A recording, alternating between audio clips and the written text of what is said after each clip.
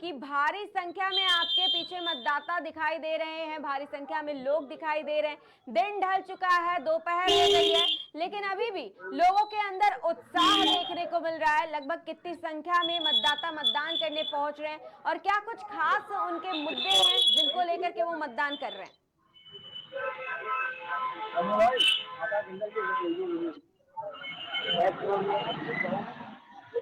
जी दिनेश जी, आपको आवाज आ रही है?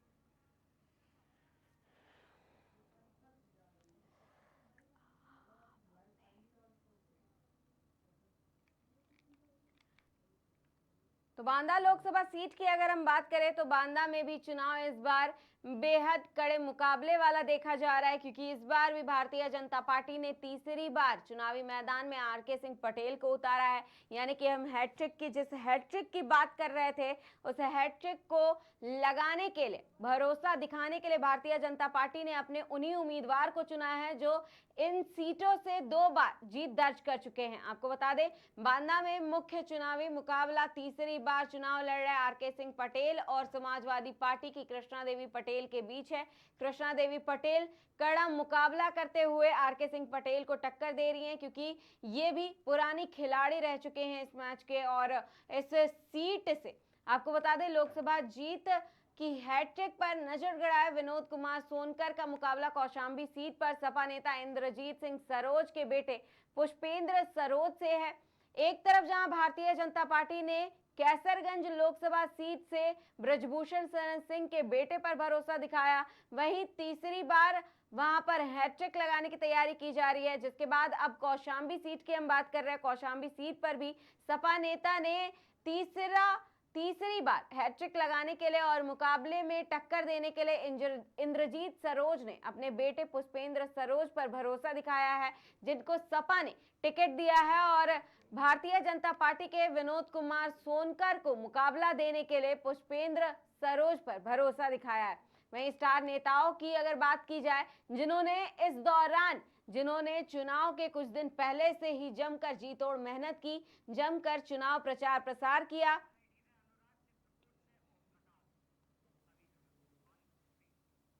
तो हमारे साथ हमारे संवाददाता जुड़ गए हैं अनुराग अमेठी से। अनुराग जी, सबसे पहला सवाल, आप मतदान केंद्र पर मौजूद हैं, मतदाता किन मुद्दों को लेकर के मतदान करने के लिए पहुंच रहे हैं और कितनी संख्या में मतदाता पहुंच रहे हैं मतदान केंद्रों पर? जी सोनाली, देखिए इस समय हम अमेठी लोकसभा सीट पर पहुंचे, जो कि देश की बहुचर्चित लोकसभा सीट है। जी यहाँ पर अभी अगर हम निर्वाचन आयोग के आंकड़ों की बात करें तो 1 बजे तक 38.21% यहाँ पर मतदान हो चुका है। यहाँ पर हम जनता से बात करने का प्रयास किए और जनता कई मुद्दों को लेकर यहाँ पर वोट कर रही है। मिली जुली प्रतिक्रिया आ रही है। दोपहर के 1 बजे हुए हैं अभी। आप जैसा कि मैं अपने कैमरामैन से कहूंगा कि वो आपको एक बार दिखाएं। अभी हालांकि खाली दिख रहा है, यहाँ कुछ इक्का दुक्का लोग यहाँ पर दिखाई दे रहे हैं, बाकी यहाँ पर सुरक्षा कर्मी है। तो जी हम बात करने का प्रयास करते हैं जनता से। आइए आपको बताते हैं। आपने वोटिंग कर लिया भाई साहब? हाँ, हमने वोटिंग कर लिया था। क्या क्या क्या है आपके मुद्दे, क्या हैं वोट करने के? देखिए, मेरा मुद्दा जो है राष्ट्रहित का मुद्दा है जी, और विकास का मुद्दा है। इसी पे हमने जो है वोट किया। थोड़ा तेज। अच्छा, तो ये बताइए कि यहाँ से क्या लगता है, केएल शर्मा जीत रहे हैं, स्मृति ईरानी? नहीं, यहाँ से जो है दीदी स्मृति ईरानी ही चुना फिर विजयी होंगी इस बार, और जी। केएल शर्मा का कोई मतलब नहीं है चुनाव जीतने का। तो आप जैसे युवा हैं, आपके क्या क्या मुद्दे हैं, किन मुद्दों पर वोट कर रहे हैं आप स्मृति ईरानी को या किसी को भी?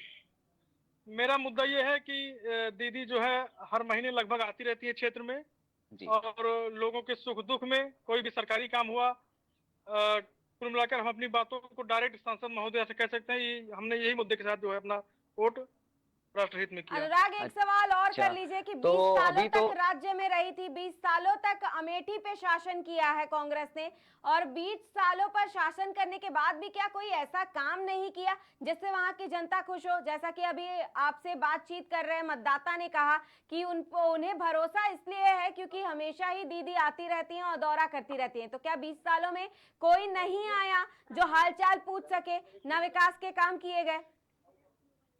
आप कह रहे हैं कि यहाँ पर दीदी स्मृति ईरानी आती रहती हैं। 20 सालों से अमेठी पे राहुल गांधी या गांधी परिवार के उससे भी बड़ा राज रहा है। तो क्या आपको ऐसा नहीं लगा कि कुछ ऐसे मुद्दे या उनके गांधी परिवार के द्वारा कुछ अमेठी का ऐसा विकास किया गया हो कि जिससे आप उनको चुन सके? नहीं नहीं, जो भी विकास किया गया था वो राजीव जी के और संजय गांधी के समय में अमेठी के लिए किया गया था। अब मेरे पिताजी या मेरे बाबा जी कुछ करके गए हो तो मैं उनको अपनी चीजों को नहीं गिना सकता हूँ कि मैंने कुछ किया। तो राहुल गांधी गांधी ने अमेठी में जो है कुछ नहीं किया था, इसलिए उन्होंने पिछली बार भी हार का सामना उनको करना पड़ा। इस बार उनके प्रतिनिधि किशोरीलाल शर्मा जी यहाँ चुनाव लड़ रहे हैं, तो एक प्रकार से उनके अंदर पहले ही डर बस गया है कि तो मैं अमेठी छोड़ के जो है अपना दूसरी जगह चले गए हो। अच्छा, मैं सोनाली एक वोटर है, मैं इनसे बात करना चाहूंगा। व्हील चेयर पे हैं ये, और भाई साहब 2 मिनट रुकिएगा। क्या वोट कर लिया आपने? क्या मुद्दे हैं आपके, क्या किन मुद्दों पर वोट किया आपने?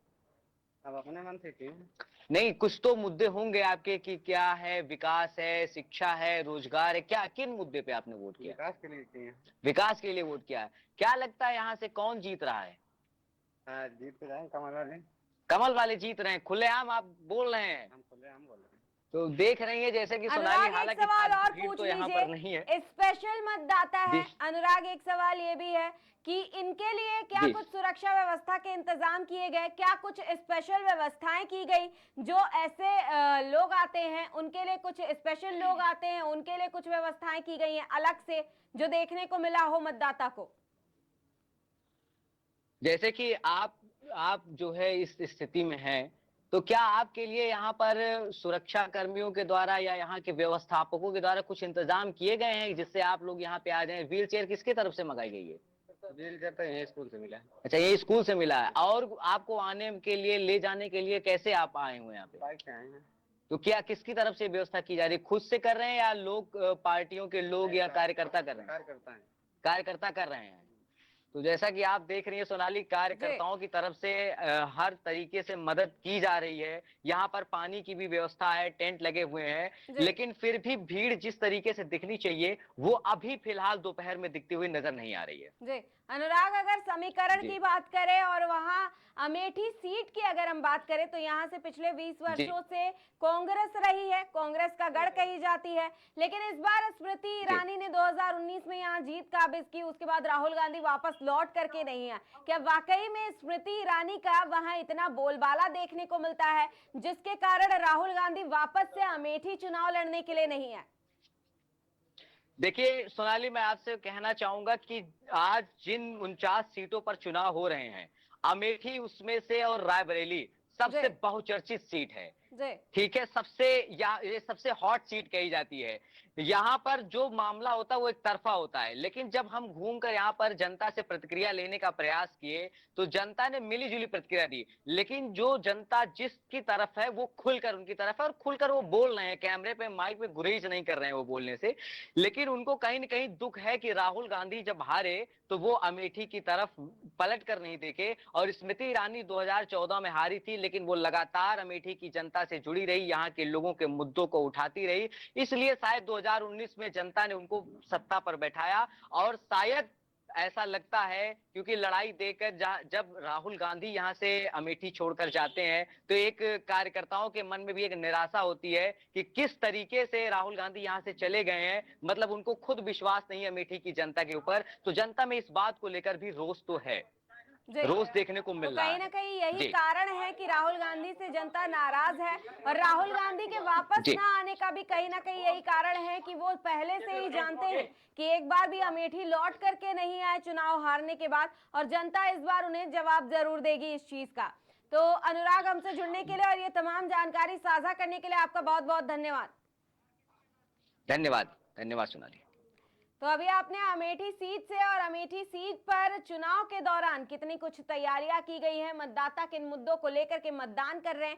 साथ ही अमेठी सीट का इतिहास जो है वो बेहद पुराना है, लेकिन मतदाता फिर भी इस इतिहास को नहीं दोहराना चाहते और ना ही इस इतिहास पर एक नजर डाल करके वापस से देखना चाहते हैं। आपको बता दें कि मतदाता अपने उम्मीदवार को बदलना चाहते हैं, अपने सांसद को बदलना चाहते हैं, विकास की ओर मतदान कर रहे हैं और विकास को होते हुए देखना चाहते हैं, विकास कार्यों को होते हुए देखना चाहते हैं। वही अगर हम बात करें राहुल गांधी की और स्मृति ईरानी की, तो राहुल गांधी दोबारा से कभी लौट करके अमेठी नहीं आए, अमेठी की जनता का हाल नहीं जाना और यही कारण है कि अमेठी की जनता उनसे कहीं ना कहीं नाराज है और राहुल गांधी दोबारा अमेठी लौट करके नहीं गए हैं और अमेठी लौट करके ना जाने का ये मेन कारण है। वहीं स्मृति ईरानी भी लगातार राहुल गांधी को ललकारती हुई नजर आई, ये कहती हुई नजर आई कि इस बार चुनाव से पहले ही डर करके भाग गए हैं राहुल गांधी और चुनावी मैदान में अकेले स्मृति ईरानी अब शेर नजर आ रही हैं। आपको बता दें के.एल. शर्मा स्मृति ईरानी के सामने